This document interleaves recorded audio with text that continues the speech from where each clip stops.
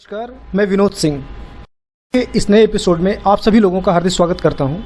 हमारी टीम ने आपसे वायदा किया था कि हम एक सीरीज़ लेके आएंगे, एक श्रृंखला लेके आएंगे कि जमशेदपुर शहर की जो अजीम शख्सियतें हैं, जिन्होंने अपने जीवन में इतना कुछ हासिल किया और अब वो समाज को वापस देने की स्थिति में है, समाज सेवा ही जिनका उद्देश्य है।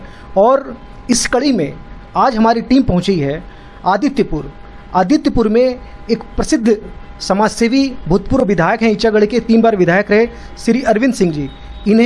इनका उपनाम भी यहाँ पे है, मलखान सिंह के नाम से भी ये जाने जाते हैं, लेकिन इनका मुख्य नाम अरविंद सिंह जी है। और आज हमारी टीम आई है इनके जीवन के कुछ अनछुए पहलुओं के बारे में बात करने के लिए। और बहुत बहुत स्वागत है अरविंद सिंह जी। धन्यवाद। हमारा पहला सवाल तक्षक की ओर से ये है, जयराम यूथ स्पोर्टिंग क्लब है यहाँ पे, शहर का सबसे बड़ा दुर्गा पूजा का आयोजन होता है और ये इसके मुख्य संरक्षक भी हैं। और इस दुर्गा पूजा का जो आयोजन होता है यहाँ का, ये इसकी प्रसिद्धि इतने ज़्यादा है, इसकी पॉपुलैरिटी इतनी ज़्यादा है कि मतलब कई जिलों से लोग आते हैं और सही मायनों में देखें तो कई दूसरे स्टेट से भी लोग आते हैं। तो इतना ये भव्य आयोजन इनकी तरफ से होता है। तो इसकी प्रेरणा कि इस दुर्गा पूजा को इतना भव्य बनाना है, ये इसकी शुरुआत कैसे हुई? पूजा हम लोगों का तो जीवन से जुड़ा हुआ एक पार्ट है, सब लोग करते हैं, घर हो बाहर हो। अगर बाहर में जो पूजा होती है, सार्वजनिक पूजा होती है, कॉलोनी की पूजा होती है, सामूहिक रूप से लोग खुशी मनाते हैं, एंजॉय करते हैं। तो ये पूजा भी समाज जोड़ने का एक बहुत बड़ा माध्यम होता है। इसलिए अब पूजा हम लोग के जीवन से जुड़ा हुआ पार्ट है, इसलिए पूजा करते हैं। और ये भी एम्प्लॉयमेंट देने का एक बहुत बड़ा जरिया है। ये भी स्किल डेवलपमेंट का एक बहुत बड़ा नमूना है कि छोटी छोटी चीज़ से जो चाहे, जो बिल्डिंग, जो मंदिर, जो चाहे दिखा दीजिए, वो लोग बना देते हैं। तो ऐसी चीज़ों को तो प्रोत्साहन मिलना चाहिए और हमको लगता है इससे ज़्यादा एम्प्लॉयमेंट किसी को नहीं मिलता। और खासकर दुर्गा पूजा तो झारखंड, बंगाल, बिहार, ये सब में तो काफ़ी प्रचलित है और उसी के चलते बहुत सारे लोगों को रोजगार मिलता है। तो इसलिए अभी कोरोना को लेकर के एक हाइक रहा, पूरे देश ने सफ़र किया या पूरे विश्व ने सफ़र किया, करीब 1.5 साल का जो पीरियड रहा। उसके बाद में पिछले साल तो केवल आपकी कमेटी थी, मुख्यतः सरकारी गाइडलाइन था कि पूजा नहीं करना है। उसके बाद भी आपने एक सांकेतिक रूप से पूजा की थी। इस साल क्या तैयारी है? इस साल भी जो कोरोना की गाइडलाइन है वही हम लोगों का मापदंड रहेगा। 30 बाई 30 की पंडाल है, छोटी है तो लोगों को अच्छी लगेगी और उस कोरोना गाइडलाइन का हम लोग पालन करेंगे। सारी चीज़ों को हम लोग देखते हैं और इसी माध्यम से हम लोग पूरी कॉलोनी की साफ सफाई भी करते हैं। तो ये सब सारी चीज़ें जुड़ी हुई हैं और वो गाइडलाइन तो निश्चित रूप से होगा। अरविंद सिंह जी 3 बार ईचागढ़ के विधायक भी रहे हैं और पिछले 2 चुनाव में ये पराजित भी हो रहे हैं। तो क्या आप कमी पाते हैं, कहाँ चूक हो रही है आपसे राजनीतिक तौर पे? मेरी जो राजनीतिक शुरुआत हुई वो भी इंडिपेंडेंट से, मैं निर्दलीय में जीता। बीजेपी भी पहली बार ईचागढ़ से जीती, एक तरफ से वो भी समझ लीजिए निर्दलीय। और तीसरी बार जेबीएम से मैं जीता, वो भी एक तरफ से इंडिपेंडेंट। तो आज तक जो राजनीति रही वो एक तरह से इसी ढंग की रही। अब राष्ट्रीय स्तर पे चाहे राज्य स्तर पे 2 ही पार्टी है, एनडीए यूपीए। इस बार भी जो मैं लड़ा इंडिपेंडेंट लड़ा। उसके बाद कुछ माहौल बनता है राष्ट्रीय स्तर पे, लोग कुछ अपने अपने ढंग से एजेंडा ला करके प्रचार करते हैं और उस ढंग से उसके बावजूद भी इंडिपेंडेंट रहने के बावजूद इस बार भी हम 34,000 के करीब वोट लाए। तो ये है, अगले बार देखेंगे कहाँ है, क्या करना है। जो कमी बेसी है ठीक ढंग से हो जाएगी। अभी जो पिछला विधानसभा चुनाव हुआ वहाँ आप लड़े और सविता महतो जी यहाँ से विजयी हुई। उसके पहले साधुचरण महतो जी यहाँ से विधानसभा में पहुँचे थे। तो आप उसके पहले विधायक थे यहाँ के, तो कुछ नाराजगी थी मतदाताओं के आपके प्रति या कोई षड्यंत्र किया गया या कोई ऐसा नेशनल लेवल पे पॉलिटिकल हाइक किया गया यहाँ पे? मैं समझता हूँ ऐसी कोई बात नहीं हुई। हाँ, हमको कमजोर करने की कोशिश हुई।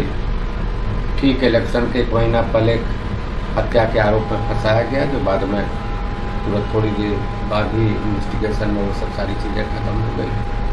तो ये सब दुष्प्रचार किया गया, जिसके चलते हमारे ये सब कुछ चलते रहता है। दूसरी चीज थी कि हमने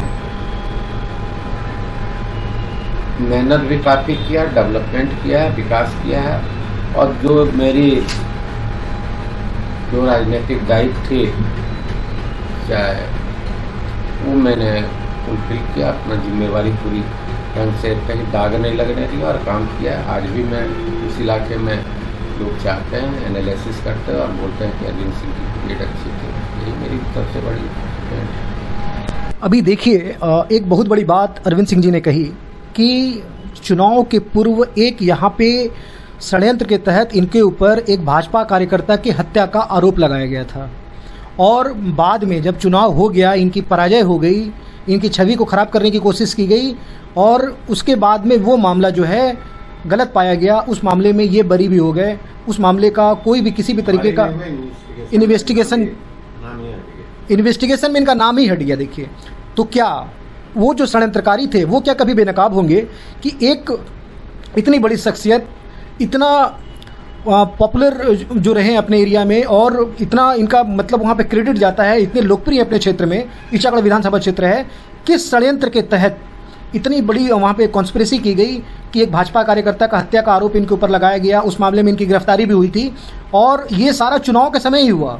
जब इनकी पराजय होगी तो सारा मामला ही खत्म हो गया वहाँ से, और इनका नाम ही हट गया इनफैक्ट उस मामले से।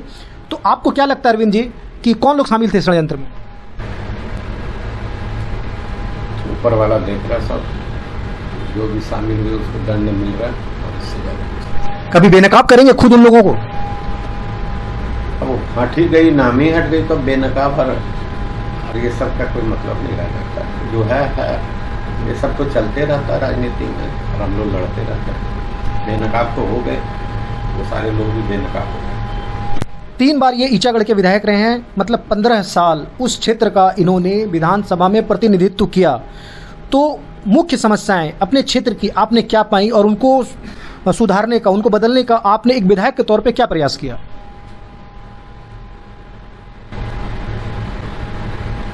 वहाँ समस्या ही समस्या थी। रोड नहीं थे, बिजली नहीं थी, विस्थापित लोग थे, बीमार लोग थे, बेरोजगार लोग थे, कहीं कुछ था ही नहीं, कोई इंफ्रास्ट्रक्चर नहीं थी। मैंने आज उस लाइन पे काम करके वो सारे इंफ्रास्ट्रक्चर को डेवलप किया, रोड्स बनाए, पुल बनाए, पुलिया बनाया। ऐसे करके आज कोई भी गांव नहीं है जहाँ पे आप नहीं जा सकते। इस ढंग से हमने इंफ्रास्ट्रक्चर तैयार किया। उसके बाद मैंने विस्थापित की जो समस्या थी उसको अपने स्तर पे देख करके पेमेंट बढ़ाने का प्रयास किया। उस मामले को उठा करके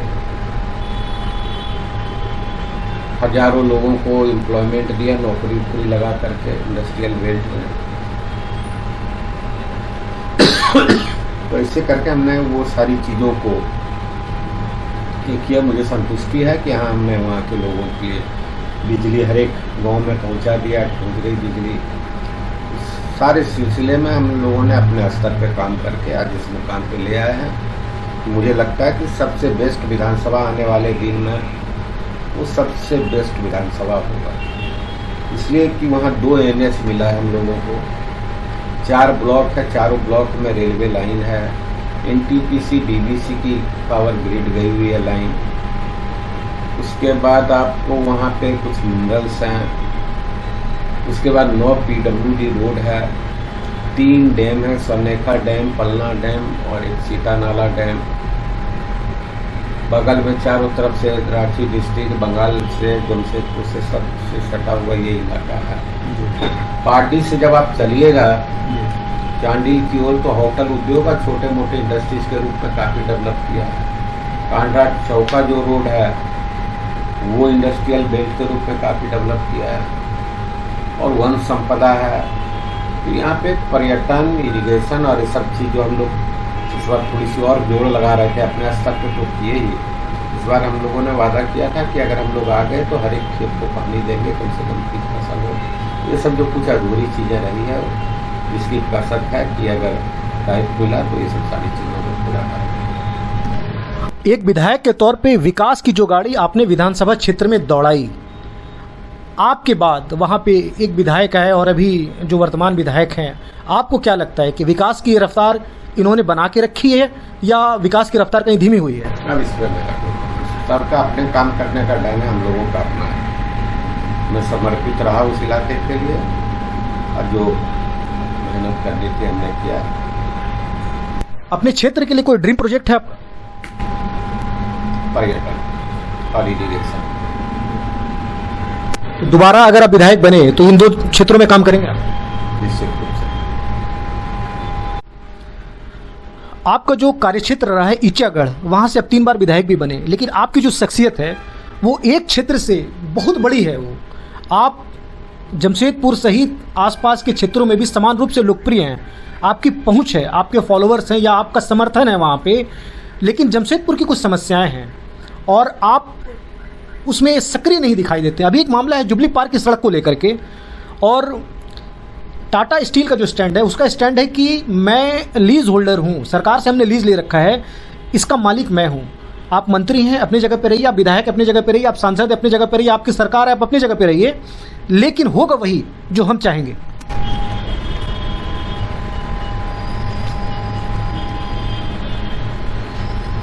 सभी की अपनी ताकत होती है। 2-3 चीज तो मुझे लगता है कि बिहार का, जॉइंट बिहार का सबसे सुंदर शहर जमशेदपुर आज सबसे कहीं ना कहीं पिछड़ा हुआ है। कोई ऐसी टाउन नहीं होगी बिहार में चाहे झारखंड में जहाँ पे फ्लाईओवर नहीं बना होगा। यहाँ पे फ्लाईओवर नहीं बना, ये बहुत ही दुर्भाग्यपूर्ण है। चाहे सरकार दोषी हो, चाहे टाटा मैनेजमेंट दोषी हो, जो भी है, मगर दोषी है ये, बहुत दुर्भाग्यपूर्ण। कई दिनों से हम लोग सुन रहे हैं कि एयरपोर्ट बनेगा, लेकिन आज तक एयरपोर्ट बन नहीं पाया। इतने बड़े औद्योगिक नगर है हमारा, लेकिन एक आज तक एयरपोर्ट नहीं बन पाया। ये सरकार और कंपनी के लिए शर्म की बात है कि एयरपोर्ट नहीं बना। ये अपनी दायित्व से भाग नहीं सकते, बहुत ही दुर्भाग्यपूर्ण है। शहर में हमारा 2 प्रमुख हॉस्पिटल है, अस्पताल है, एक टाटा मेन हॉस्पिटल और एक एमजीएम। एमजीएम की दुर्गति के किस्से आए दिन आप भी देखते हैं, हम भी देखते हैं। तो इसके सुधार के लिए आपकी तरफ से कोई सुझाव है? कभी कोई आंदोलन के बारे में आपने सोचा है इसको लेकर के? हम लोग उतना तो नहीं करवा पाए, अभी टाइट नहीं मिली अपने सारे समस्या, मगर जो भी पेशेंट आए तो हम अपने स्तर पे एमजीएम गए, जो भी मदद करनी रही वो करने की कोशिश किए और उसका इलाज करवाए, चाहे एमजीएम हो चाहे शहर के कोई भी हॉस्पिटल हो, वहाँ के हम लोगों ने अपने स्तर पर इलाज करवाया। शहर में आप प्रमुख रूप से क्या और मतलब इम्प्रूवमेंट की आप गुंजाइश देखते हैं, विकास की और क्या गुंजाइश देखते हैं? एक कोई विकास का खाका है आपके दिमाग में कि हमारा शहर काश ऐसा होता, वर्तमान से और बेहतर हो सकता था? मैं नहीं जानता कि अभी क्या हो रहा है, मगर जो भी किसको की लीज जमीन है, जो क्वार्टर्स बनने चाहिए, तो वो सब सारी चीज़ें नहीं। मेन पावर जो परमानेंट लेबर का जो कॉन्सेप्ट था उसमें भी बहुत सारी गिरावट आ गई और कहाँ तक जाके रुकेगी पता नहीं। और ये तो टिस्को की जो अपनी टाउनशिप होनी चाहिए थी, जो फ्लैट्स बड़े बड़े बिल्डर लोग बना रहे हैं, और ये इस रंग का कोई टाटा ग्रुप का नहीं दिखाई पड़ा, जो कि होनी चाहिए। कुछ रोड अभी इंक्रोच हो जाएंगे, जमशेदपुर में मुश्किल से 2-4 रोड बचेंगे। रोज पूरी रोड पे जाम हो जाती है, हर एक रोड पे। ये लोग क्या कर रहे हैं पता नहीं, एडमिनिस्ट्रेशन क्या कर रहा है, गवर्नमेंट क्या कर रहा है, मैनेजमेंट क्या कर रहा है, कुछ पता नहीं सब। और जुबली पार्क को खोलना एक दिन की बात है, जनता की परीक्षा ले रही है लोग, जनता से बड़ी कोई नहीं है गवर्नमेंट है, ये जनता में उबाल है। और जिस दिन ये फटेगा उस दिन जुबली पार्क अपने आप खुल जाएगा। इनकी ताकत नहीं होगी जुबली पार्क को रोक देने की। जुबली पार्क की जो सड़क बंद कर दी गई है, व्यक्तिगत रूप से आप उसके खोलने के पक्ष में हैं या नहीं? मेरी है, खुले वो, लोगों की आवागमन हो, ट्रैफिक उस पर हो सकता है कि उस पर रोके, उसका अल्टरनेट व्यवस्था कराए। अगर जुबली पार्क तो खुलनी चाहिए, लोग अगर उस पर नहीं घूमेंगे तो कहाँ घूमेंगे? एक ही है, और भी ऐसे जुबली पार्क बनना चाहिए, 1-2 और, इतनी बड़ी शहर के लिए। एक ही तक है, सीमित हो गया, वो भी धीरे धीरे कंजेस्टेड हो रहा है, तो ये तो बढ़नी चाहिए। कंपनी का विस्तारीकरण और आधुनिकीकरण के जद में जमशेदपुर शहर का एक बड़ा हिस्सा, मतलब इसको इस तरीके से देखिए कि साक्षी खत्म होने के कगार पे है। आपकी क्या राय है? ये होना चाहिए? शहर का अस्तित्व संकट में है कहीं ना कहीं। ये 5 मिलियन टन से अब 20 मिलियन टन जा रहा है। उनको जमीन चाहिए, ले जमीन और भी खरीदे, अगल बगल खरीदे। अब तो ये लोग नया इन्वेस्टमेंट भी नहीं करने जा रहे हैं, जो भी है जो पुराने इंडस्ट्रीज है उसी को परचेज कर रहे हैं। भूषण को, उषा को, ऐसे बहुत सारे ये सब को किए अंगुल को। अगर जमशेदपुर के बारे में इनकी नज़रिया चेंज होनी चाहिए और इसमें आम लोगों को या पॉलिटिकल पार्टी को, चाहे यहाँ के बुद्धिजीवियों के साथ बैठक करके इन सारी समस्याओं के ऊपर डिस्कस करनी चाहिए, जो कि एक बहुत बड़ा गैप है। अब इनका HR हो, पर्सनल डिपार्टमेंट हो, सब फेल है, अपने अपने ढंग से ये लोग कर रहे हैं और हमको लगता है ऐसा होता नहीं है। और पॉलिटिकल जो भी है, ऐसा रहा सौभाग्य यहाँ से 2-2 CM, डिप्टी CM, मिनिस्टर सब बैठे रहे, मगर जो कैसे जमशेदपुर आगे बढ़े इसके बारे में कोई किसी के पास कोई प्लानिंग नहीं है, कोई सोच नहीं है। और ये क्या बोल सकते हैं कि इस पर क्या है। एक समय था अरविंद जी कि टाटा वर्कर्स यूनियन एक यूनियन है जो टाटा स्टील का मजदूर वर्ग का काम देखता है। एक समय था कि आपकी सक्रियता सामने आई थी टाटा वर्कर्स यूनियन को लेकर के। टाटा वर्कर्स यूनियन के पूर्व अध्यक्ष अब्दुल बारी साहब, इनके फतवा के पास गोली मार करके हत्या करी गई थी। कंपनी ने उनके सम्मान में एक बड़ा मैदान, अब्दुल बारी मैदान, उनके नाम पे किया। बाद में वो कंपनी के विस्तारीकरण के जद में आया और उस मैदान को कंपनी ने अपने बाउंड्री के अंदर में ले लिया और वर्तमान में जो जगह दिया है कंपनी ने अब्दुल बारी साहब के नाम पे, मैदान तो है ही नहीं। वहाँ टाटा स्टील के ठेकेदारों का जो मजदूर होते हैं उनका साइकिल पार्क बना दिया गया है। तो ये कैसा सम्मान हुआ? ये गलत हुआ। ऐसे महान विभूतियों के प्रति अगर ऐसा नजरिया रहा तो ये गलत।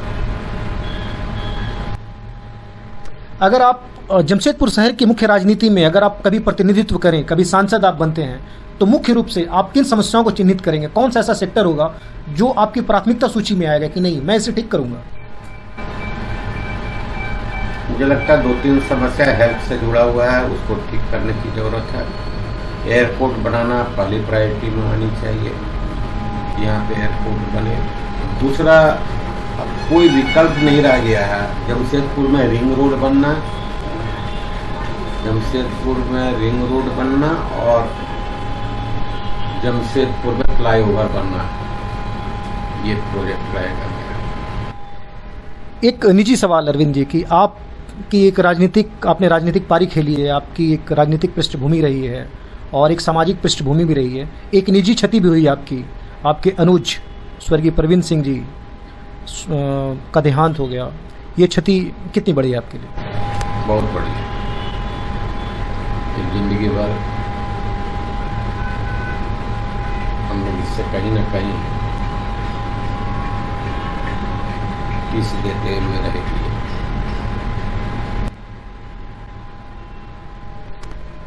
तक्षक की पूरी टीम की तरफ से मैं हार्दिक संवेदना प्रकट करता हूं स्वर्गीय प्रवीण सिंह जी की, जो वो हमारे बीच नहीं है। हमारी पूरी टीम की संवेदनाएं अरविंद सिंह जी और उनके परिवार के साथ हैं। और एक आखिरी सवाल अरविंद जी आपसे कि भविष्य के लिए क्या योजनाएं आपने सोच रखी?